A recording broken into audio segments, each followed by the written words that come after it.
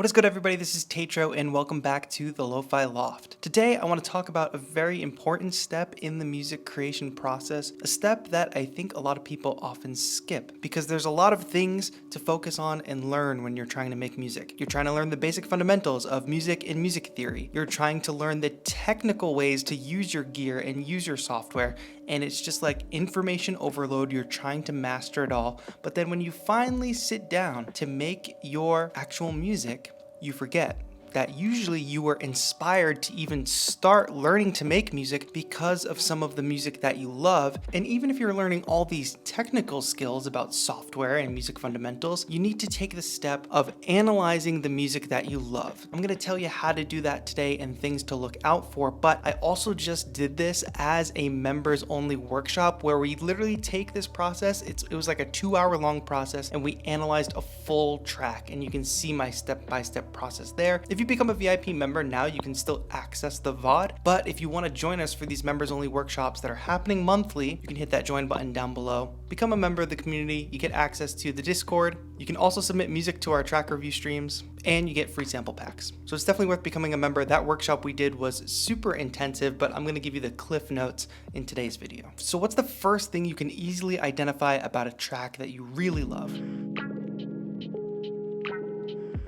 All right, there are actually 4 basic things that you can tell about a track before even getting really deep into it. And before I tell you what those 4 things are, I should mention you should have a journal for this, or a notebook that you can take notes on, or even just your phone if you're gonna take notes so you can remember this for the future in the studio. I'll talk about that later. But the 4 main things you should be able to tell me about a track are its key, the tempo, the length, and the feel. Tempo is easy to find. You can use your DAW or any app on your phone to just tap in and figure out an approximate tempo for the track.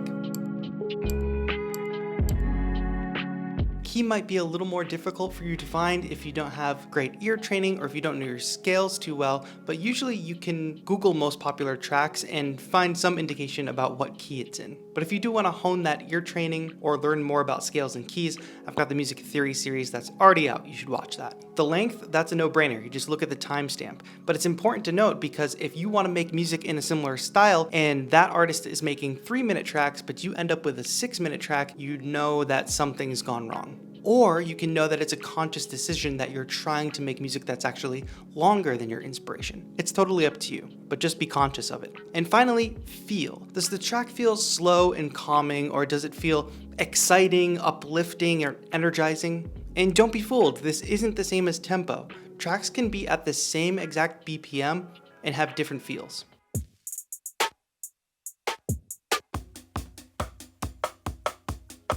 Try to describe it in your notebook as best you can. So those 4 basic things to start: tempo, key, length, and feel. All right, this next part is where you'll be sitting, listening to the track, taking down notes, rewinding, going back and forth between sections, but it can actually tell you a lot about a track. You definitely want to make note of the track's structure. For this, you need to be familiar with typical song parts like intro, verse, pre-chorus, chorus, bridge. And I know maybe this sounds like it's only for pop music, but a lot of instrumental music also follows a similar structure, or at least they have similar sections. Basically, anytime the song has dramatically changed, you can make note and guess that it's probably the start of a new section. Now, there are outliers to this and there's some nuance. For instance, a verse could start with just a kick pattern. And commonly that kick pattern evolves into having kick, snare, and hi-hat. Now, I guess that is kind of a dramatic change, but the function of the section hasn't really changed. When that same track transitions from that steady drum pattern to a steady clap pattern, something that's more meant to build tension,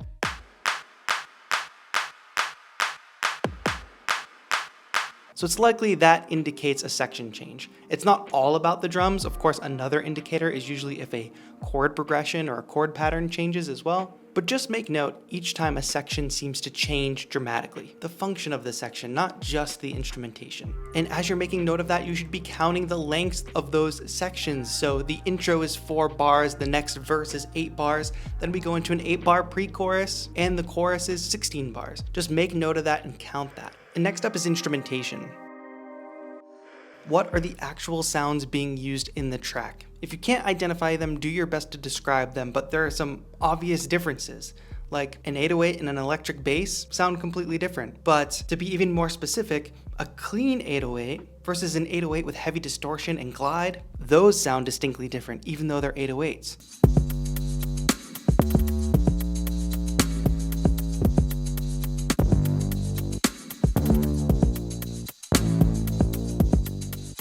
Just like an electric bass that is finger-picked sounds totally different than an electric bass that's picked.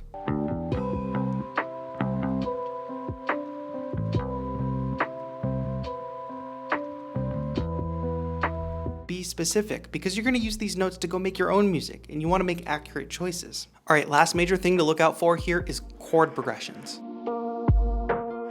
As you're going through and analyzing the structure of the track, you're probably noticing that the chords change section to section. Or you might notice that certain sections share chord progressions. It's very common for a verse and a chorus or a hook to have the same chord progression. But make notes of these. And again, this is going to be kind of difficult if you're playing and your ear training isn't quite on point, but I'm going to keep referencing the music theory series that I have. If you need those music theory fundamentals, you want to be able to sit at the keyboard and play out some of those chords that you hear just by listening, then that series is for you. It takes time to get good at, but you can really do it, and it'll be really helpful for you as a musician, as a producer going forward.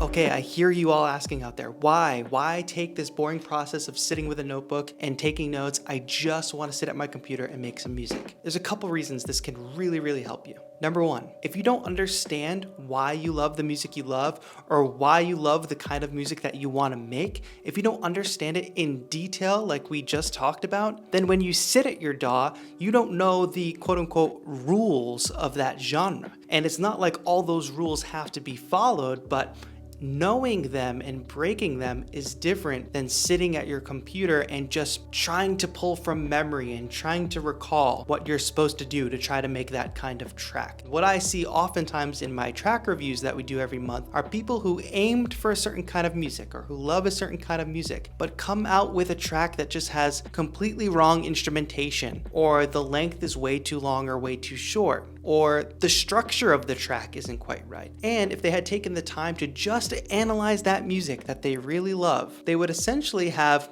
a checklist of what they could do to bring their track closer to the music that they love. Like I said, not all rules are meant to be followed and you can break them, but it's very different when you're breaking rules and conventions that you know about versus just trying to find something good in the dark. And this process, understanding the music that you love and taking notes, that can be done outside of the studio, away from the DAW. It can be done on a lunch break at work. It can be done on your commute. And when you have those notes and you've taken them throughout your day away from your studio, when you come back and you sit at your DAW, you have a bunch of notes already taken, a guide essentially to making the kind of track that you want to make. You're not figuring that out in the moment that you sit at the computer. With the notes, you've got a guide for structure, you've got a guide for instrumentation, chord progressions, length, tempo, feel, all that. Decisions have been made. All right, I hope you found these tips helpful. If you do start taking notes on the tracks that you love, please let me know in a comment. But I also want to remind you, if you want to see this process in detail, like a 2-hour fleshed out explanation of this process, you can click the join button, become a VIP member or above, and have access to the previous member workshop that we already did, where I broke down a track piece by piece and walked you through my process and took questions from chat along the way. If you want to participate in those workshops in the future, like we've got coming up next month, you can ask questions in real time. That is another reason to also become a member, in addition to being able to submit music for track feedback, join the Discord, and get free sample packs. But for now, that's going to be it. Thank you all so much for watching. This has been TAETRO. Have a good one.